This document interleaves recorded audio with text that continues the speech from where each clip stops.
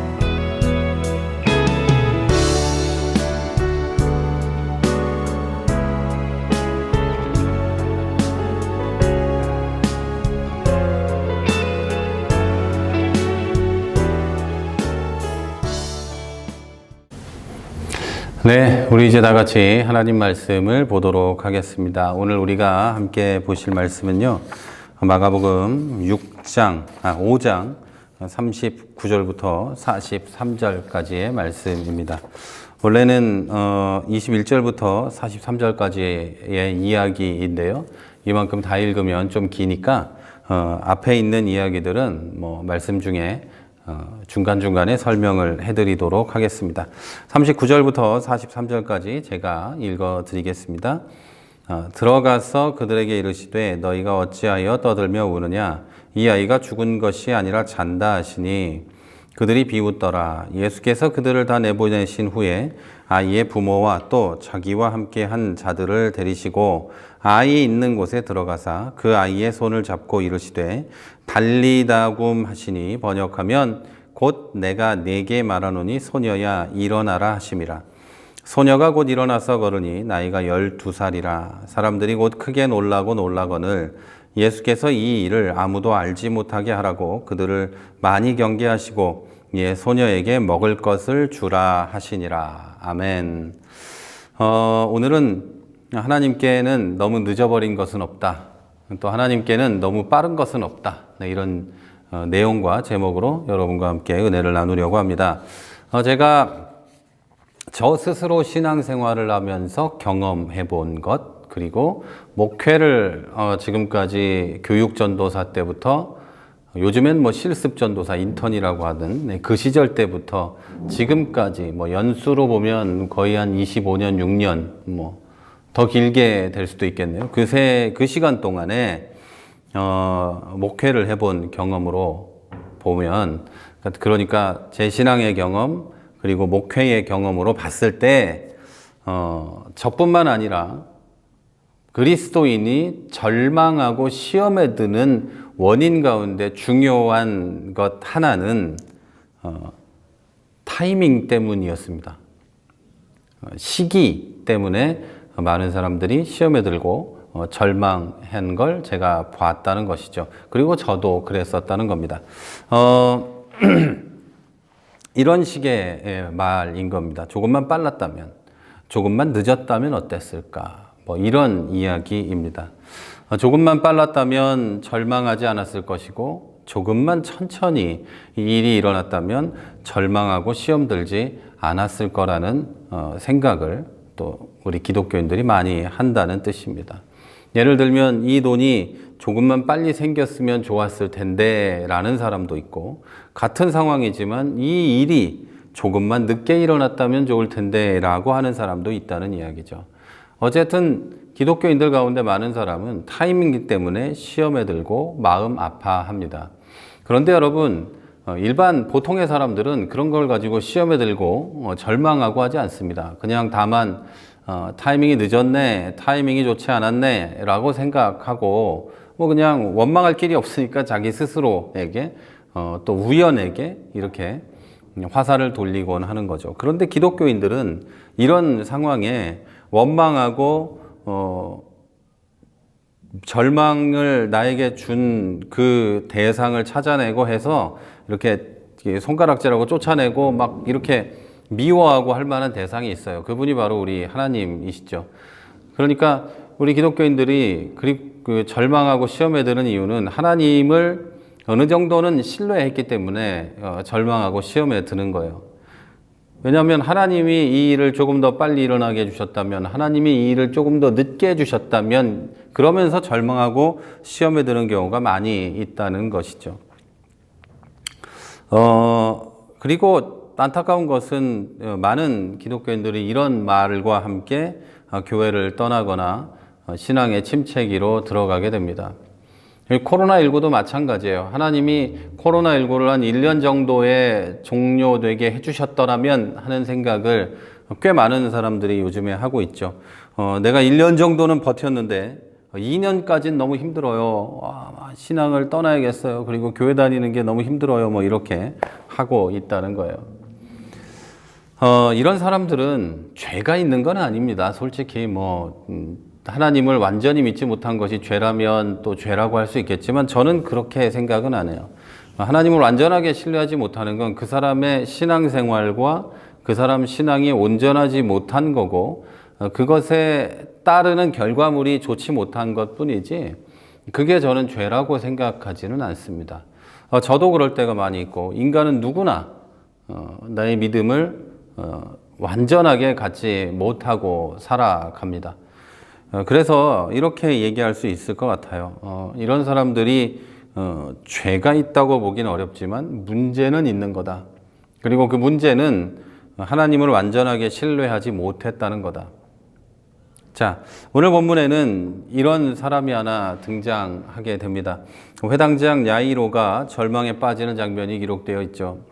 야이로는 자기 집에 딸이 죽어가고 있다면서 예수님을 모시러 옵니다. 예수님은 당연히 그 요청에 응하십니다. 저는 이 장면을 보고 야이로라는 사람의 믿음이 좋다. 그리고 그가 정말로 하나님의 은혜를 받은 사람이다. 이걸 요즘에 그냥 그 사람들이 쓰는 말로 하면 운이 엄청 좋은 사람이다. 이런 생각이 들었습니다. 무슨 뜻이냐면, 야이로는 정말 하나님이 은혜롭게 자기 딸이 아플 때 그 동네에 예수님이 계셨습니다. 세상 말로 하면 운빨이 아주 끝내주는 거죠. 자기 딸이 죽어가고 있는데 하필이면 예수 그리스도께서 자기 동네에 계신 거예요. 예수님을 만날 수 있게 된 거예요. 뿐만 아니라 이 야이로는 그분이, 그 예수님이 자기 딸을 고쳐주실 거라는 믿음을 가지고 있는 사람이었어요. 확신을 가지고 있었죠. 그리고 이 사람은 예수님을 찾아가 만날 수 있을 만한 그런 위치에 있는 사람이고, 예수님을 찾아가 대면할 수 있을 만한 사람이었어요. 그러니까 이 모든 것을 갖추는 사람이었죠. 요즘 세상에도 이런 운을 가진, 이런 은혜를 받은 이런 사람은 찾아보기 힘듭니다. 저도 예수 그리스도를 믿지만 예수님이 육신으로 내 앞에 우리 동네에 살고 계시진 않기 때문에 이런 은혜를 받은 사람은 절대 아닙니다. 그러니까 회당장 야이로는 엄청난 은혜를 받은 사람이었어요. 자, 그리고 예수님이 그 요청에 응하셔서 집으로 가던 중이었어요. 이제 거의 99.9% 이 딸은 낫는 거예요. 예수님이 도착만 하면 그냥 막 벌떡 일어나서 낫게 돼 있는 장면이었어요. 그런데 혈루병을 앓고 있던 여인이 예수님의 발걸음을 멈추게 합니다.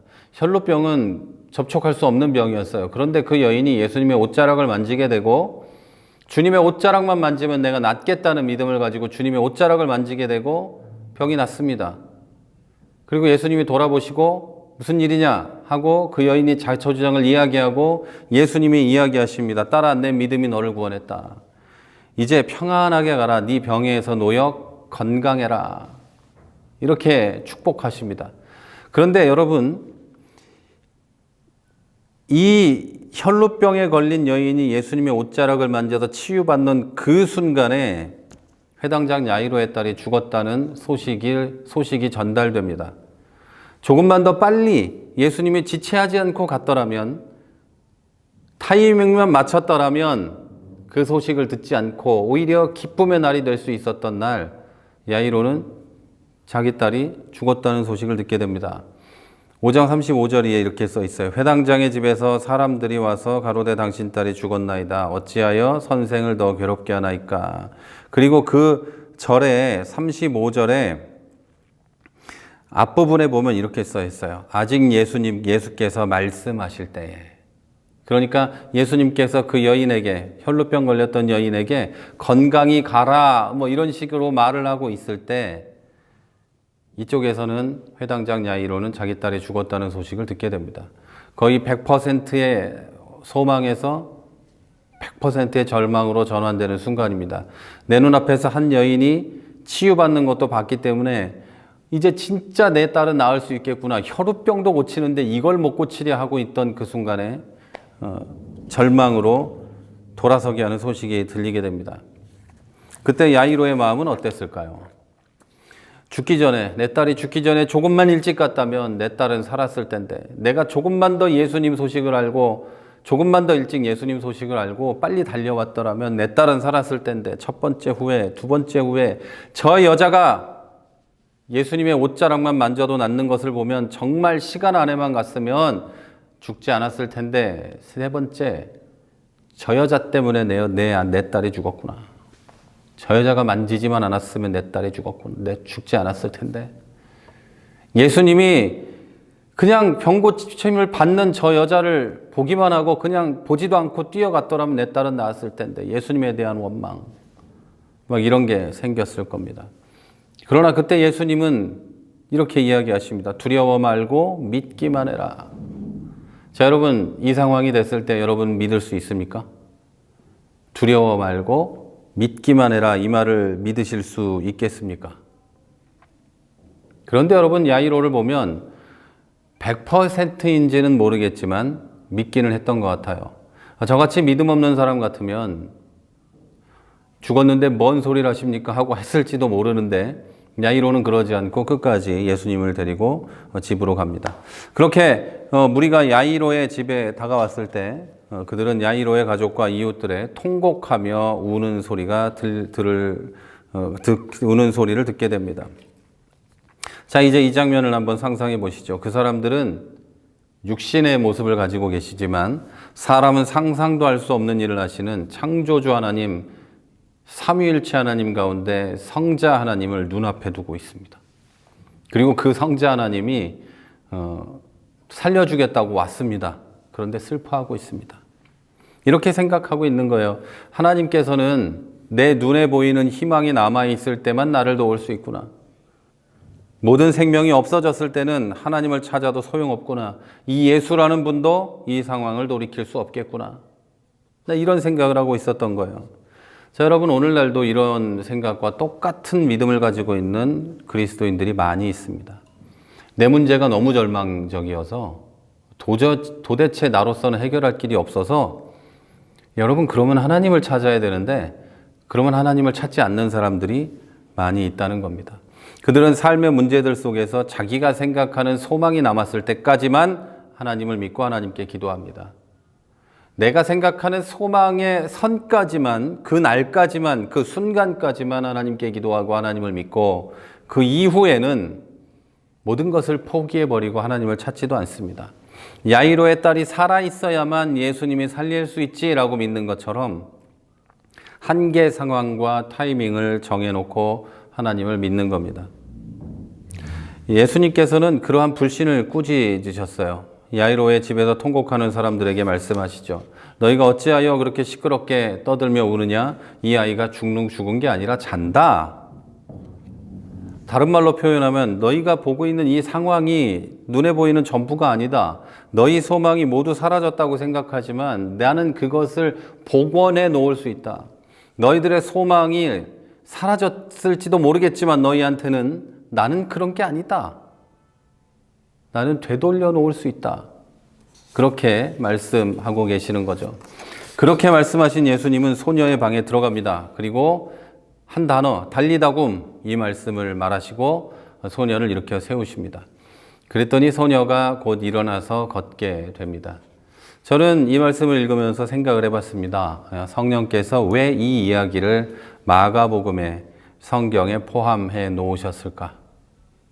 성령님께서는 하나님께서 다시 생명을 불어넣으시고 복원하는 데 있어서 너무 죽었거나 너무 이렇게 죽어서 말라 비틀어지고 뭐 다 사라져 버렸거나 너무 늦은 것은 없다고 말씀하고 싶으신 겁니다.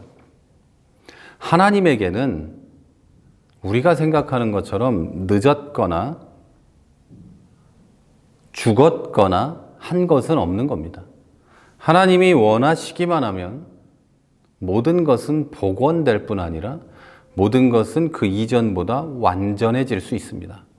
자, 하나님께서 우리에게 말씀하시는 바는 이겁니다. 여러분이 겪는 문제를 해결하고 생명으로 돌려놓고 다시 살아있는 것 같은 그런 소망을 갖고 하는 것은 그것을 하기 위해서는 다시 말씀드릴게요. 내가 겪고 있는 문제, 당신이 겪고 있는 문제, 다시 얘기해야 되겠네요. 하나님이 말씀하시는 거니까 네가 겪고 있는 문제를 해결하고 생명으로 복원시켜 놓기 위해서 나를 온전히 믿어라. 내가 일을 하는 데 있어서 너무 늦은 때는 없다.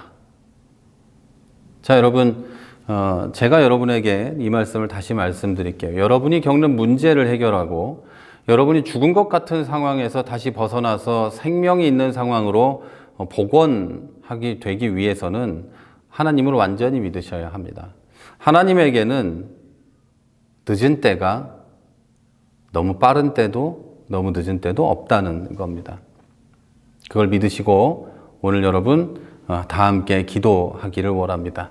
우리 한번 기도합시다. 이제 기도하실 때 나에게 하나님께 소망을 두는 믿음을 주옵소서. 상황과 형편이나 이런 것을 바라보는 게 아니라 오직 하나님만 바라보고 하나님만 믿는 그런 믿음을 주옵소서라고 우리 하나님 앞에 기도하도록 하겠습니다. 우리 다 같이 기도하겠습니다. 하나님, 그 큰 은혜를 감사합니다. 하나님, 내 소망이 현재의 상황이나 상태에 있는 것이 아니라 하나님께 있고 하나님의 사랑과 능력에 달렸다는 것을 믿게 하여 주시옵소서. 하나님의 사랑과 능력에 나의 모든 것이 달려있다는 것을 믿고 하나님을 바라보게 해 주옵소서.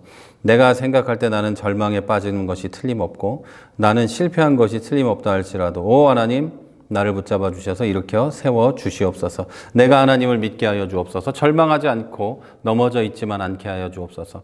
하나님만을 바라보고 하나님의 손을 잡고 하나님과 걸어가는 내가 되게 하여 주시옵소서. 또 하나님, 이제 또 기도하는 것은 나의 믿음이 작아지고 나의 삶의 형편들이 어려워질 때 하나님, 더욱 하나님을 바라보는 믿음을 주시옵소서. 모든 사람이 끝났다고 말할 때 하나님께는 끝난 것이 아님을 믿사오니 하나님, 내가 일어나서 하나님을 더욱 바라보게 해 주시옵소서. 하나님을 더욱 섬기고 사랑하게 해 주시옵소서. 하나님을 믿고 인생 살아가며 승리하는 내가 될 수 있도록 역사하여 주시옵소서. 하나님, 우리 성도들 기억하여 주시고 이들이 하나님을 믿는 믿음으로 살아가며 하나님과 걸어가는 그런 복된 성도들 될 수 있도록 역사하여 주시옵소서. 하나님 감사합니다. 예수님 이름으로 기도했습니다. 자, 우리 이제 한 번 더 기도합니다. 우리 기도하실 때 여러분의 소망이 현재 여러분이 처한 상황이나 여러분의 상태에 있는 게 아니고 하나님께 있다는 걸 믿으시기를 바랍니다. 그리고 하나님의 사랑과 능력에 모든 것이 달렸다는 걸 믿으시고 여러분의 기도할 제목을 놓고 기도해 주시기를 바랍니다. 그리고 이 나라와 민족을 위해서도 기도해 주시고 여러분의 이웃들, 여러분의 사랑하는 친구들을 위해서도 기도해 주시기를 바랍니다. 무엇보다 특별히 이 교회를 위해서 함께 기도해 주시기를 바랍니다. 우리 다 같이 기도하겠습니다.